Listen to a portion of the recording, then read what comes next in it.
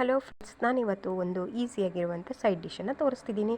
ಅದಕ್ಕೆ ಒಂದು ಕಾಯಿ, ಹಾಗೆ ಈರುಳ್ಳಿ, ಹಸಿಮೆಣಸು, ಹಾಗೆ ಕೊತ್ತಂಬರಿ ಸೊಪ್ಪು ಇಷ್ಟೇ ಐಟಮ್ಸನ್ನು ತೊಗೊಳ್ರಿ.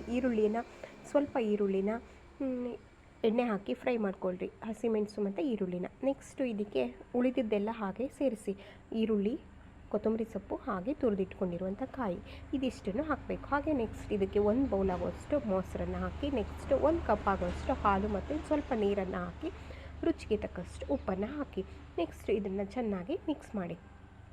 ಈ ರೀತಿಯಾಗಿ ಮಾಡಿ ಇದು ಒಂದು ಸೈಡ್ ಡಿಶ್ ಆಗಿ ನಾವು ತಾಲಿಪಟ್ ಅಥವಾ ರೊಟ್ಟಿ, ಅಕ್ಕಿ ರೊಟ್ಟಿ ಅಥವಾ ವೆಜಿಟೇಬಲ್ ರೊಟ್ಟಿ ಇರ್ಬೋದು, ಯಾವುದಾದ್ರು ಮಸಾಲೆ ರೊಟ್ಟಿ, ಅದಕ್ಕೆ ಸೈಡ್ ಡಿಶ್ ಆಗಿ ನಾವೇನು ಮಾಡ್ಕೋಬೋದು, ಬಳಸ್ಕೋಬೋದು. ಸಖತ್ತಾಗಿ ಟೇಸ್ಟಿಯಾಗಿರುತ್ತೆ, ಹೆಲ್ದಿ ಕೂಡ, ಮತ್ತು ಪಟಾಪಟ್ ಅಂತ 5 ಮಿನಿಟ್ಸಲ್ಲಿ ಏನು ಮಾಡ್ಬೋದು, ಇದನ್ನು ರೆಡಿ ಮಾಡ್ಬೋದು.